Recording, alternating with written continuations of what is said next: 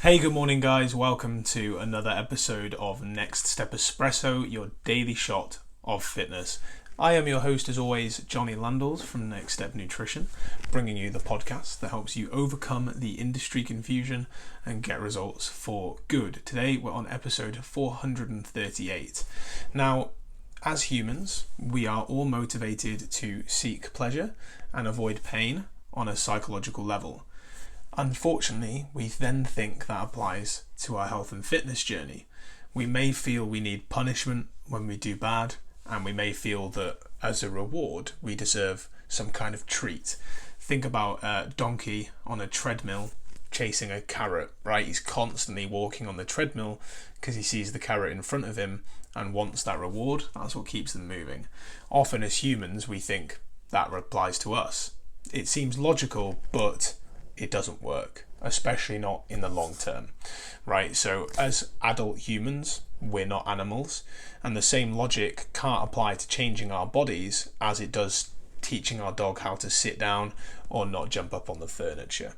So reward and punishments as a way to change behavior only really work for a very short time on animals who depend on us as humans for their livelihood, like pets and children to an extent, for very basic skill patterns. And so really for something as complex as our exercise and dietary habits, we need to rethink these things.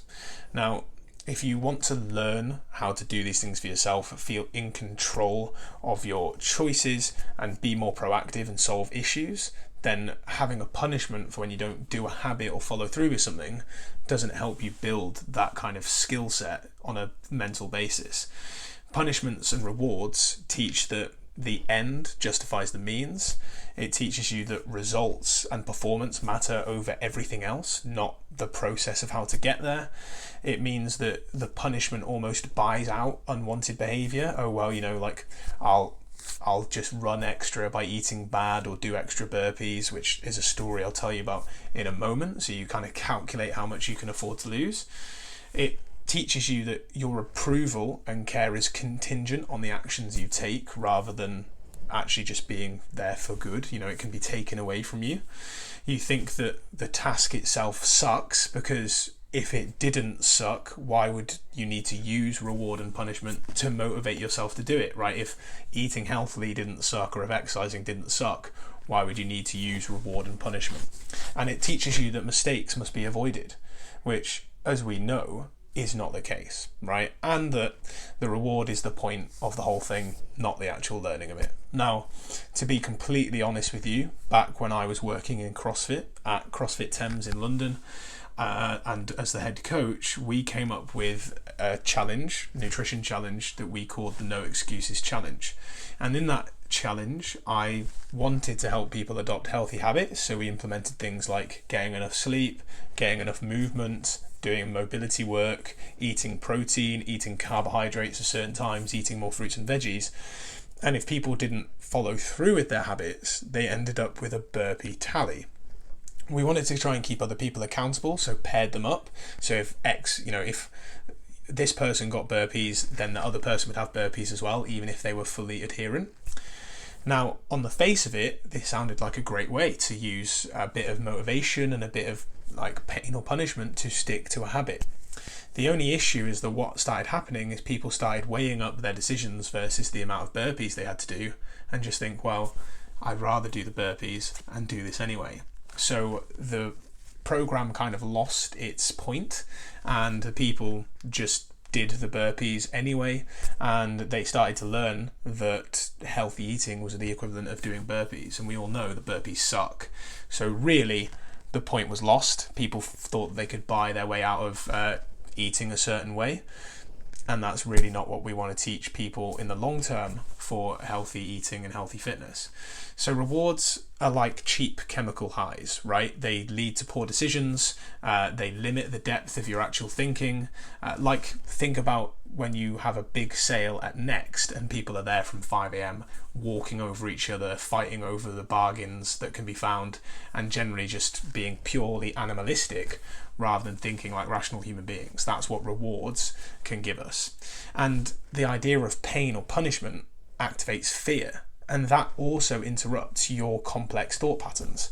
If you're scared, you won't slow down and solve a complex problem, like planning your meals or making a certain choice at a restaurant or making a choice in the moment of how much of that food or how fast you're going to eat that food if you are afraid of a certain outcome or are trying to head for a certain reward. So you'll just naturally choose the path of least resistance because your body will be in automatic mode, and you'll tend to go towards the bad habits that soothe you. Oh, I'm emotional, I'm stressed, therefore I'm going to overeat on chocolate or overeat on these other foods that I feel make me feel better. And so an overuse of reward or punishments really doesn't help us long term when it comes to health and fitness. So what do you do instead to motivate yourselves, right? That's very much how to not motivate yourselves. So what can we do instead? Well, I want you guys to think today about your favourite teacher back from school.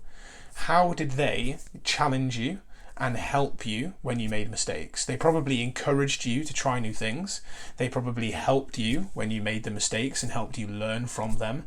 They challenged you in a way to think for yourselves, to work for yourselves. They didn't chastise you when you did wrong. They appreciated your effort in learning as opposed to the results themselves. Whereas if you think about your worst teacher, they probably did the opposite, right? They probably chastised you for making too many mistakes. They were probably very outcome focused. They probably did too much hand holding in an attempt to help you, and they didn't allow you to challenge and grow. So with yourselves and your fitness journey, remember to recognize and celebrate growth, right? The rewards that you guys are looking for are based on the changes that you're making. Are you doing your behaviors on a daily basis? Are you sticking to the things that you said you would do? Are you eating more protein? Are you eating more veggies? Are you going on an extra walk? Are you doing more sleep? And when you do these things, have a think about tracking your progress with your behaviors rather than just your outcomes, just your body weight or just your measurements.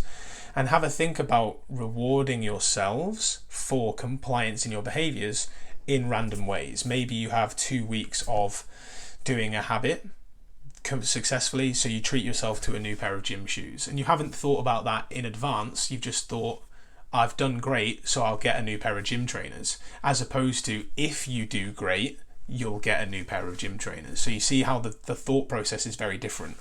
Your reward isn't contingent on your success. You're not doing something for the reward, but if you do succeed in following a habit straight through, using something that James Clear talks about in Atomic Habits, you could say to yourself, hey, I've done really well here. I'm going to treat myself to a new pair of gym socks or whatever it may be. So you're rewarding yourself randomly as opposed to doing it contingently, and you're using a now that reward rather than an if then. You're not saying if I do this then I'll buy myself this. You're saying now that I have completed this, I'm going to treat myself to this.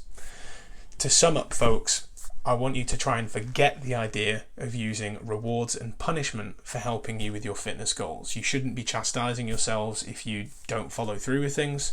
Everyone makes mistakes. The best thing that you can do is analyze them appropriately, learn from them, and move on from them. Make sure you pay attention to the process and motivate yourself to be just a little bit better on that process, rather than motivating yourself either through a punishment or through some kind of abstract reward at the end of the journey. Thank you as always for listening to Next Step Espresso. I hope you've enjoyed this episode. If you have, I would love it if you could share it with someone else who might find it useful, and I'll see you tomorrow for another Daily Shot of Fitness.